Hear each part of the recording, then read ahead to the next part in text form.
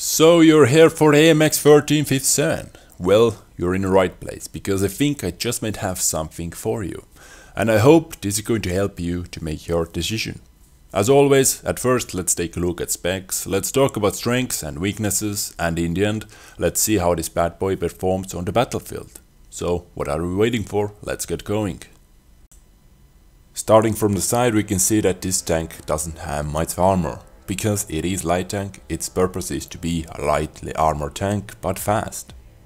So side armor 20mm thick, traverse speed 48 degrees per second, and weight 14.9 tons. So yes, we can see that this tank is lightly armored, but what about the engine?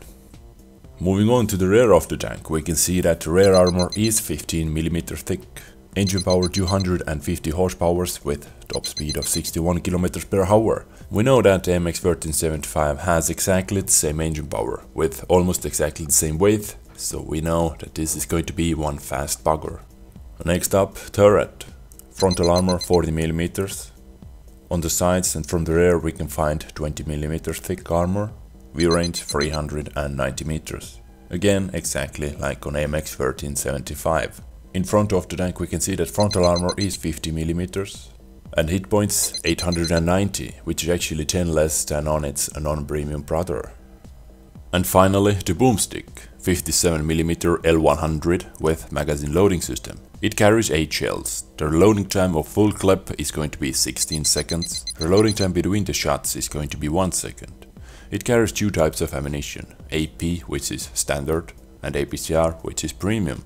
With standard ammunition, your penetration is going to be 140mm, average damage 90, accuracy 0.37 and aiming time 2.3 seconds.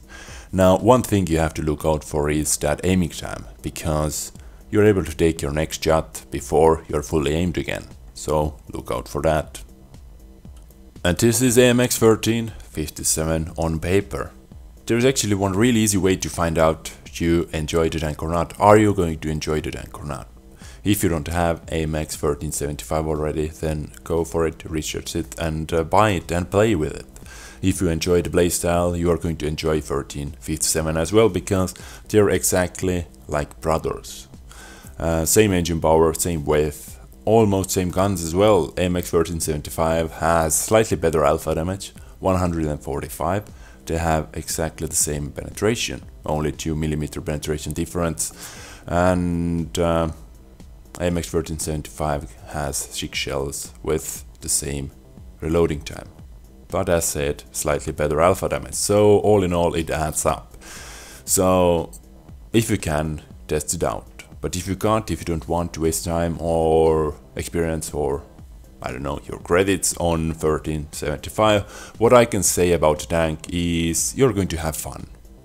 The same kind of fun, when I was testing this tank out, I had same kind of fun grinding credits as I'm having in my E25. So that says something. But now let's see how this bad boy performs on the battlefield. AMX 1357 is scout, so our job in this game, our main job in this game is to spot enemies, to provide some extra vision for my team. Now you have 2 options. Either you can go in the middle like enemy T71 is doing, rushing in the middle trying to spot enemy team and just praying that he's not getting shot, but luckily we have our E50 who can deal with that T71.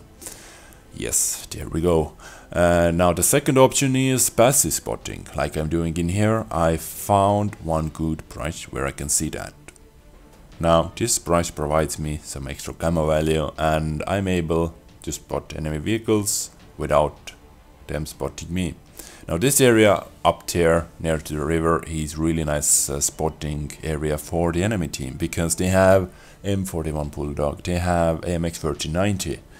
And they're pretty fast tanks, so they could be over there. There are some nice brushes, some nice pushes where they can hide, so we have to look out for that. My mission right here is to give some extra vision for my team, because look on the minimap. We can see that behind us we have really nice support.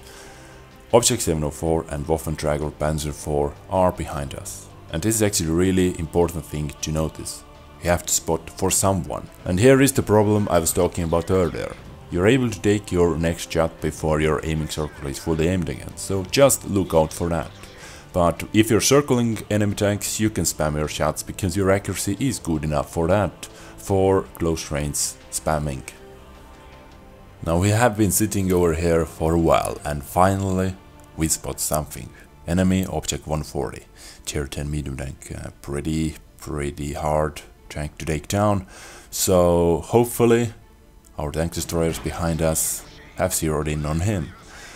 But sadly he spotted us. Well, I took a little risk staying there for that long, but well, you have to take risks sometimes.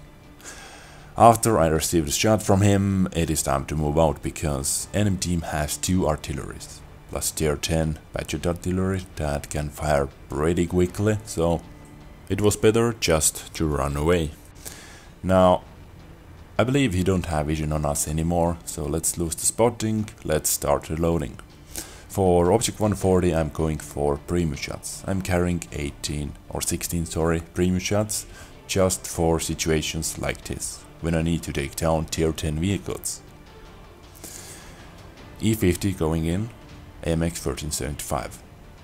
I believe this is my chance to go in because object 140 is distracted by the D50. Yes, he is. Full speed. Are we going to be able to get behind him? And I believe we are. So a few shots on the way, and yes, this is what I was talking about. You can spam your shots in close range. And kill secured. We distracted him for a little bit, and E50 was able to finish him off without receiving any more shots. Distracting is really important thing with driving with light tanks. Here's one example. Just look around us. Our IS-3 is dead, our T-69 is dead, but enemy AMX-50B and T-57 heavy tank are rushing in from the other side of the castle. Now T-69 went for that T-44, good kill, but we have IS-8 problem here as well. All I can do with this guy is to distract him a little bit. I'm going in full on, hopefully to be able to distract him. And look what happens. We were able to take one tier 9 heavy tank away from the fight. He decided to follow tier 7 light tank instead of hitting tier 10 heavy tank. I believe our mission in here is done. And suddenly we are behind E100 and behind Mouse and dealing damage to them. Well, at least a little bit.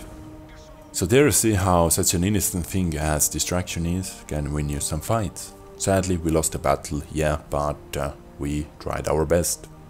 And it worked actually, it worked. So right here is another example what you can do with light tanks. Now that Jack the Tiger is going to think that E50 is going to be much more important target because yes, his alpha damage is much bigger and tier 9 tank and so on. But actually for tank destroyers you have to look out for light tanks, because it is so easy for light tanks to get behind you, to circle you, to destroy you. It is easy even for tier 7 light tank, even when you're driving with as bad as tank destroyer as Jack Tiger is, so you have to look out for that. Let's see. Sneaking around, he's distracted by the E50.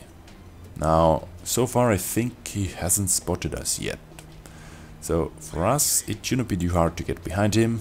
It seems like he's going behind those houses here.